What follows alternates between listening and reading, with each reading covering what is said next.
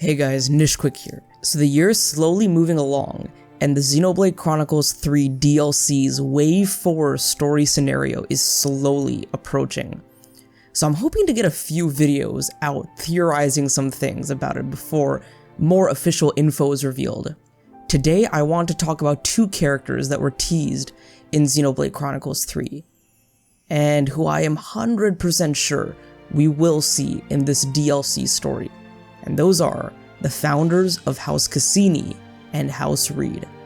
Let's theorize about these two mysterious figures. So before we go any further, here's a quick little recap on the description of the statues found in the city from the last Xenoblade Chronicles 3 DLC video I made. In memory of the founder of House Reid and the city's liberatrix. Rather than the founder himself, this statue depicts the founder's mentor figure, standing as a sign of the deep reverence and devotion she felt for her teacher. The founder's master was unconnected to her by bonds of blood, yet he raised her as would befit a child of one's own, it is said. Though of a calm and constant disposition, the sight of him on the battlefield, great red sword in hand, struck fear into many Mobius. And though the vicious struggle against Mobius cost this ferocious warrior his right arm, the loss did nothing to diminish his desire to hone his martial skills each day, standing as vivid testament to his indomitable will. House Cassini. In memory of the founder of House Cassini and the city's liberatrix.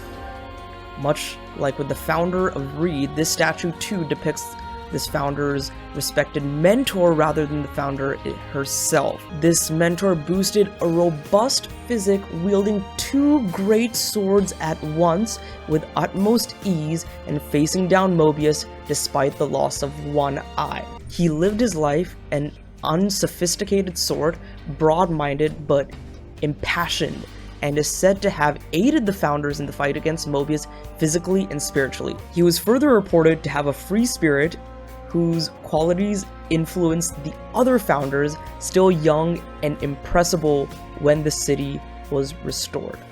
Indelible proof of this rebellious spirit can be seen time and again in the ethos of the house in generations to come. Alright, all caught up? So yeah, I just wanted to remind you guys, those descriptions were not for the founders of House Cassini and House Reid. Those were describing the mentors of the founders of House Cassini and House Reid. House Reid's mentor was Shulk, and House Cassini's mentor was Rex. You can tell from the statue appearances and the descriptions. So who are these two founders? Well, I have a few theories. They're probably wrong, but it's still fun to speculate, right? But first, let's dig into these houses a little bit, and let's start off with House Reid. So, House Reid, who is this female founder slash mentee who will grow up to become the founder of this established house within the city? Well, we may not know exactly who she is, but we do know who her descendants are. And we've actually met one of them in the base game of Xenoblade Chronicles 3, and that is the controversial and hotly contested character Shania Reid herself. Hailing from one of the founding houses, Shania carries the burden of living up to her family's grandiose name. Shulk, the hero of Colony 9 and Bionis, was her ancestor's mentor. I want to remind you guys of something real quick. Torna the Golden Country, which was Xenoblade Chronicles 2's DLC story, had a certain character who was also an ancestor to a character present in the base game. Hugo Ardenac is the direct ancestor to Niall Ardenac. In Torna the Golden Country, Hugo is a playable character and also the Emperor of Mor Ardain. And 500 years later, in the base game of Xenoblade Chronicles 2, we meet Niall Ardenac, who is Hugo's descendant and also the next ruler of Mor Ardain, even the driver of Hugo's old blade, Aegeon. So why do I bring up Hugo and Niall? Well, as seen with them, Monolith Soft isn't opposed to reusing character assets for DLC stories. And even in a lesser extent, Future Connected brought back the asset of the Infernal Goldo in Xenoblade Chronicles 2 to use as the Fog King. So similarly to those instances, I feel like Xenoblade 3's DLC could include Shania's ancestor as the founder of House Reid. But on top of that, she actually might look similar, if not exactly the same, as the Shania we know in the base game. But what makes this even better is even though there isn't an epilogue or a continuation of the story, or even another version of Shania within the world of Ionios or outside of it, it can give us an insight into the life of someone who is similar to Shania in terms of appearance, personality, interests, and hobbies. But there would be one major difference. Founder Reid would have a solid support system, a loving family, and a group of friends and mentors who are always willing to be honest yet respectful. This could lead to a Shania Reid that would maybe have a more positive outlook on life and the world around her. And it might feel weird to have to go back in time to experience this, but it could maybe give a glimpse into the downfall of the Reid family and how Mobius and Ouroboros' influence on the city can lead to tensions amongst family and friends. But let's talk about Shulk. Shulk would be Shania's ancestor's mentor and somewhat like a father figure to her. I'm somewhat unsure of why and how Shulk would take her under his wing, but this is something I'm very interested to see. Shulk as a mentor would be really nice for us to see, especially since he was being the one mentored a lot in Xenoblade 1 by Dixon, Dunban, and I guess even Ricky to an extent. It'll show us how far our Minato boy has come. And before we continue, I just wanted to say, if you enjoyed this video, please consider giving it a like. It really helps boost this video and get it in front of the eyes of so many people who are interested in Xenoblade Chronicles lore, theories, and everyone who's excited for the DLC. And if you're excited for the Xenoblade Chronicles 3 DLC, how about you hit that subscribe button, because I have a lot more videos about the DLC story in the works coming up very soon. And all the support, likes, comments, subscriptions really truly help out the channel, and I'm very grateful for all the support thus far. Anyways, let's continue on with the video. So now let's talk about House Cassini. House Cassini is mentioned during Masha's quest, who is one of the DLC heroes in Xenoblade 3. The house embodies free-spirited energy and upholds the values of forging one's path free from the constraints that society or anyone else has placed on you. I've not yet played Masha's quest or even purchased the DLC yet, so a lot of this info is coming from Luxon's video, which is linked in the description below, which is a recap of the 2 quests which involve Masha.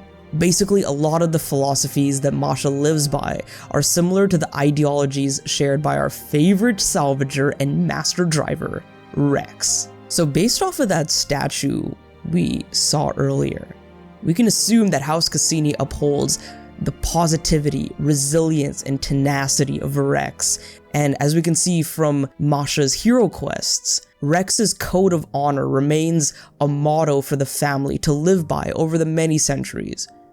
But once again, who is the founder? This might be a little bit of a long shot of a theory, but hear me out. If Shania is the founder of House Reid, then there's got to be a Gondor to back her up, right? Even though these two had their issues and differences, they're still friends.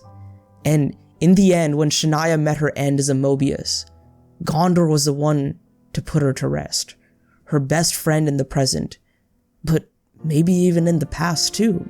What if Gondor's ancestor is the founder of House Cassini? And like Shania and Niall/Hugo, her appearance is reused to signify her relationship to the Gondor that we now know. I already know what you're thinking. Nishquick, this can't happen. Gondor is a Van Damme. She can't be a Cassini. Well, first of all, we don't really know which house her father is from, but on the contrary, it doesn't really look like she has much of a connection to Masha's house, who is officially part of House Cassini. As a matter of fact, I think Masha had expressed opposition to House Van Damme and Monika's approach to running the city during her quest.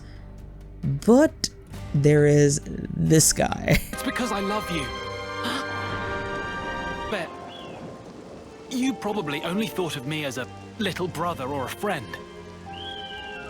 But I think I know you better than anyone. Oh! Hold on, did he just... Jensen is Monika's brother-in-law, brother to her husband, who unfortunately lost his life during the fight against Mobius.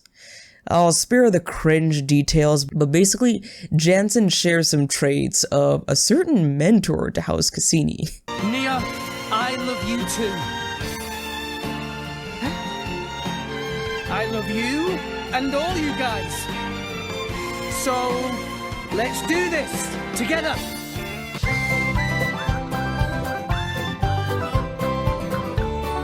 Dude, nice one. This one's a little far-fetched, but it could kind of link Gondor to the Cassinis from her father's side. And maybe Jansen and Monika's husband are not Cassinis, or even members of any noble house within the city at all. Maybe they have zero connections to Rex, founder Cassini, or Masha, and that would make the founder of House Cassini an entirely different person.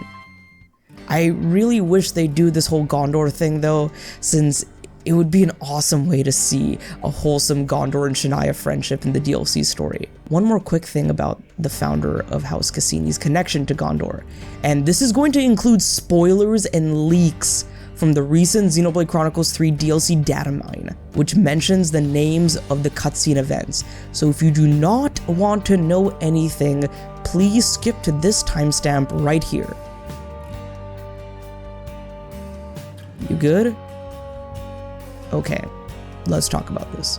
One of the cutscenes will be titled Gondor's Path, but here's the thing, it's near the end of the story.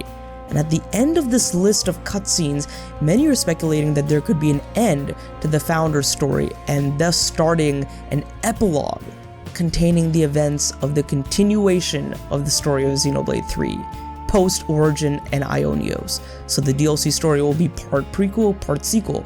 If this is the case, maybe this could actually be the Gondor we know, or even a Gondor outside of Ionios, or even just a flashback to the events of the base game of Xenoblade 3. But if this is meant to still be a part of the events of the prequel, then we just might be getting a glimpse into Gondor's ancestor, or the founder of House Cassini. Or maybe just the mysterious person who inspired Monika with the silly name to give her daughter. But hold up, if Founder Cassini is not Gondor's ancestor, then who could she be?